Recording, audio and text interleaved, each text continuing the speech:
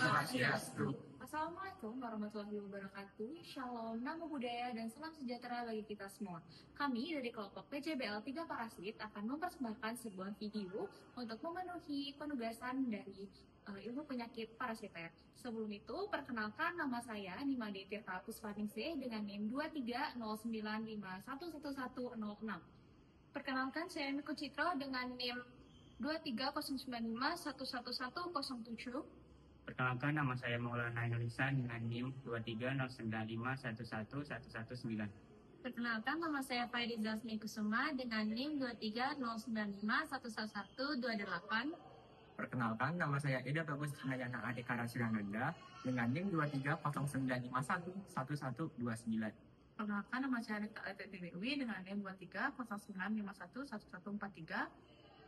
Perkenalkan, nama saya Nina Dia Putri dengan NIM 23095111144.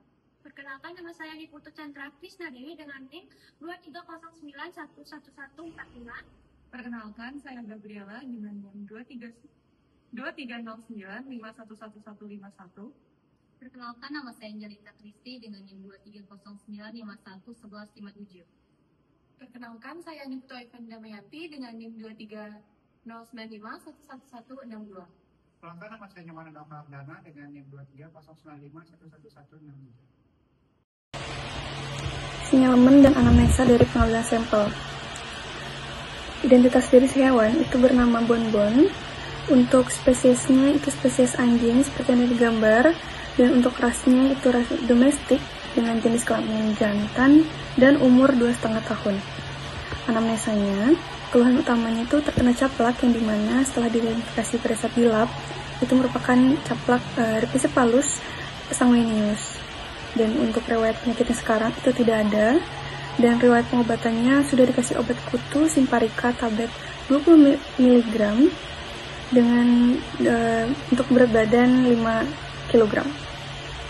Riwayat lingkungannya itu anjingnya dilepas liar di rumah dan sering berkontak dengan anjing tetangga. Nah, untuk riwayat vaksinasi dan pemeriksaan hewannya itu sudah diberikan vaksin. Pertama itu merupakan vaksin BHPPI yang include distemper, hepatitis, parvovirus, dan parainfluenza. Dan sudah diberikan vaksin rabies dan juga sudah diberikan obat cacing. Selanjutnya, saya akan menjelaskan tentang metode pemeriksaan. Pembuatan preparat secara umum dapat dilakukan dengan 3 metode, yaitu metode langsung atau sementara, metode semi permanen, dan metode permanen. Perbedaan utama dari ketiga metode ini terletak pada lama waktu penyimpanan serta ketahanan dari preparat tersebut. Pada metode langsung, preparat hanya dapat bertahan selama beberapa jam hingga beberapa hari. Sedangkan metode semi permanen mampu bertahan hingga beberapa bulan. Sementara itu, preparat dengan metode permanen dapat bertahan dalam kondisi baik selama bertahun-tahun karena diawetkan dengan zat kimia khusus. Dalam pemeriksaan kali ini, kami menggunakan metode permanen. Metode ini dipilih karena selain memungkinkan kita untuk mengidentifikasi jenis parasit yang terdapat pada sampel, preparat yang dihasilkan juga dapat dimanfaatkan sebagai bahan referensi di kemudian hari, baik itu untuk edukasi maupun untuk penelitian lanjutan. Baik, alat dan bahan yang digunakan dalam praktikum kali ini adalah objek gelas, cover gelas, KOH 10%, alkohol 30%, 50%, 70%, dan 95%, minyak kayu putih, tisu, dan etelan. Baik, selanjutnya itu adalah langkah praktikum pemeriksaan. Praktikum pemeriksaan arthropoda ada beberapa langkah pemeriksaan. Berikut adalah langkah-langkahnya. Yang pertama, itu ada pembersihan atau clearing. Caranya merendam arthropoda dalam larutan KOH 10% sambil dipanaskan. Tetapi tidak boleh mendidih atau dibiarkan pada suhu kamar beberapa jam sampai terlihat transparan. Yang kedua, itu ada pengeluaran cairan atau dehidrasi. Caranya merendam secara berurutan ke dalam alkohol 30%, 50%, 70%, dan 80%, masing-masing selama 10 menit, dan alkohol absolut semalam. Saat praktikum, hanya selama 15 menit. Yang ketiga, itu ada penempelan atau fikasi. Caranya, menempelkan arthropoda pada gelas objek, serta mengatur posisi sesuai dengan yang diinginkan. Pengaturan posisi dilihat dengan mikroskop stereo, kemudian diatur menggunakan jarum. Yang keempat, itu ada penjernihan. Caranya, arthropoda yang telah terfikasi ditetesi minyak kayu putih secukupnya dan dibiarkan selama minimal 15 menit. Dan yang terakhir itu ada perlekatan. Arthropoda dikeringkan menggunakan kertas pengering, kemudian ditetesi entelan, dan terakhir tutup dengan gelas penutup.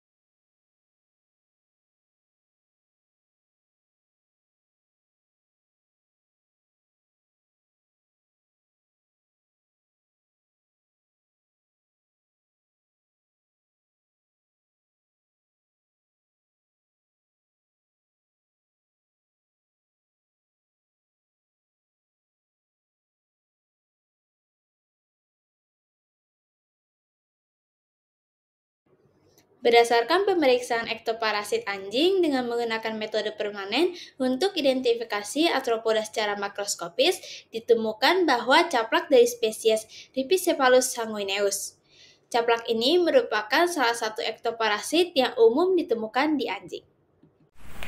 Untuk bagian etiologi dari Rhipicephalus sanguineus, yang pertama itu ada taksonomi, berasal dari Kingdom Animalia, dari filum Arthropoda, dari kelas Arachnida, dari ordo Ixodida, dari famili Ixodidae, dari genus Rhipicephalus, dan dari spesies Rhipicephalus sanguineus. Untuk spesiesnya sendiri itu dari spesies definitif yaitu anjing itu sendiri dan tidak memiliki spesies intermediate. Untuk predileksinya biasanya berada pada kulit anjing bagian dermis dan sering ditemukan di area telinga, bagian bawah leher, dan area inguinal. Adapun morfologi dari Rhipicephalus sanguineus, yang pertama adalah berwarna coklat kemerahan hingga coklat tua. Betina memiliki ukuran 3-5 mm, sedangkan jantan memiliki ukuran 2,3 sampai 3,2 mm. Pada jantan itu memiliki skutum yang menutupi seluruh tubuhnya, sedangkan betina hanya 1/3 bagian punggungnya saja. Lalu basis kapitulinya memiliki bentuk heksagonal, terdapat hipostom bergigi 4 baris yang digunakan untuk melekat pada inang. Lalu pada larva itu memiliki 3 pasang kaki, sedangkan pada nimfa dan dewasa itu memiliki 4 pasang kaki. Lalu memiliki 11 vestum atau alur, dan yang terakhir adalah terdapat anal groove di belakang anus. Baik, selanjutnya slide ini menggambarkan siklus hidup dari Rhipicephalus sanguineus atau yang lebih dikenal sebagai caplak coklat anjing. Siklus hidup caplak ini terdiri dari 4 stadium utama, yaitu telur, larva, nimfa, dan dewasa. Yang menarik, Rhipicephalus sanguineus tergolong sebagai caplak berinang 3, artinya setiap stadium aktif dalam siklus hidupnya, yaitu dari larva, nimfa, dan dewasa, memerlukan inang yang berbeda untuk menghisap darah. Stadium pertama dimulai ketika caplak betina dewasa yang telah kenyang darah melepaskan diri dari inang ketiga dan meletakkan telur di lingkungannya, biasanya di area yang tersembunyi seperti celah rumah atau kandang. Telur akan menetas menjadi larva berkaki 6 yang kemudian mencari inang pertama, biasanya anjing, untuk menghisap darah. Setelah kenyang, larva melepaskan diri dan mengalami metamorfosis menjadi nimfa. Nimfa berkaki 8 kemudian mencari inang kedua. kembali menghisap darah, dan setelah itu melepaskan diri untuk berkembang menjadi caplak dewasa. Caplak dewasa kemudian menginfeksi inang 3, tempat mereka menghisap darah dan melakukan perkawinan. Betina yang telah kawin akan mengulangi siklus dengan bertelur di lingkungan.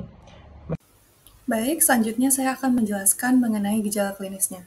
Yang pertama, Ricephalus sanguineus ini, dia dapat berperan sebagai vektor serta menularkan penyakit lain seperti babesiosis, di mana akan menunjukkan gejala klinis berupa urin yang berwarna merah ataupun kegelapan, serta penyakit ehrlichiosis, di mana akan menunjukkan gejala klinis seperti epitaksis, serta pembekakan pada limfonodus.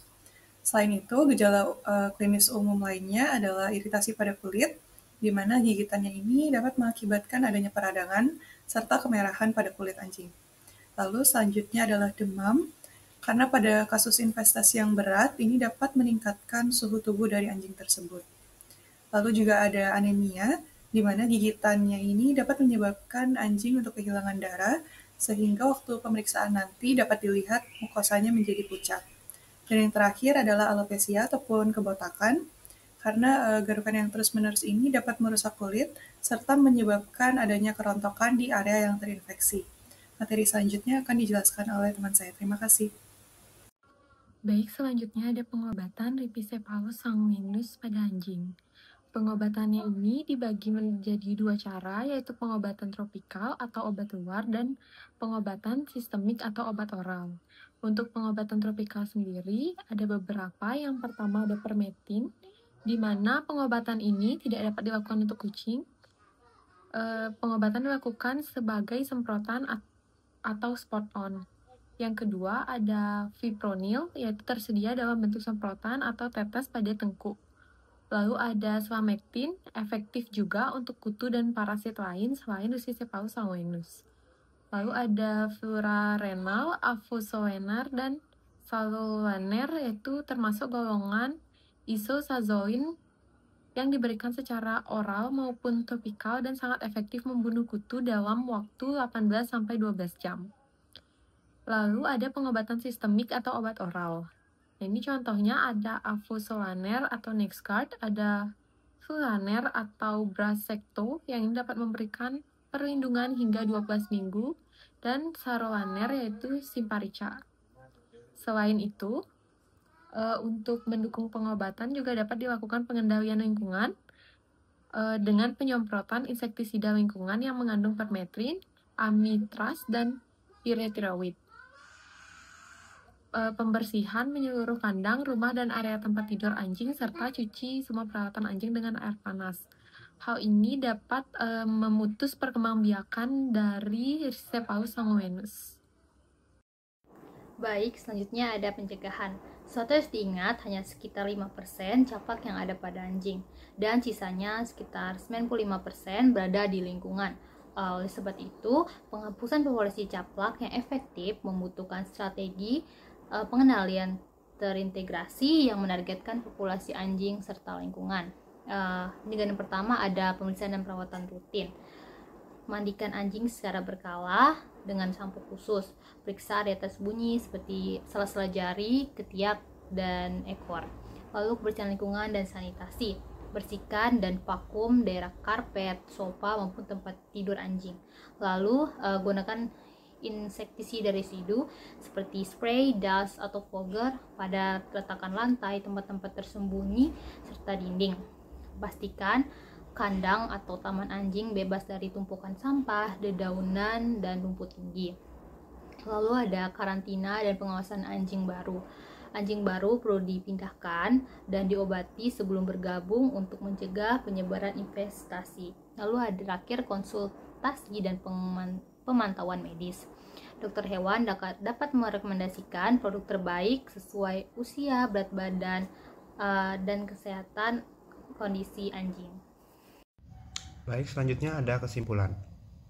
Berdasarkan pemeriksaan makroskopis yang dilakukan pada anjing berusia sekitar 2,5 tahun bernama Bonbon, ditemukan adanya infestasi ektoparasit berupa caplak Ripicephalus sanguineus. Keberadaan parasit ini menunjukkan bahwa anjing mengalami infestasi aktif oleh parasit eksternal yang dapat menjadi faktor penyebab gangguan kulit seperti iritasi, gatal, serta berpotensi menularkan penyakit lainnya. Baik, jadi sekian merupakan video dari kelompok kami. Terima kasih.